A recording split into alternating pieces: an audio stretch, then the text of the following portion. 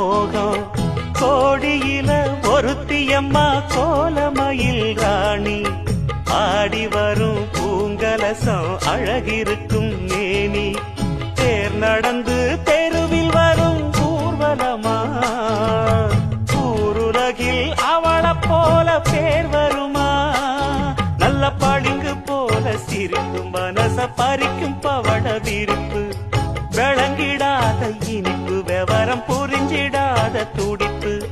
சந்திர ஜோதி வந்தது போல சுந்தர தேவி ஜொலிப்பு கலைவாணியோ ராணியோ அவள்தான் யாரோ சிலை மேனியோ தேவியோ எதுதான் பேர்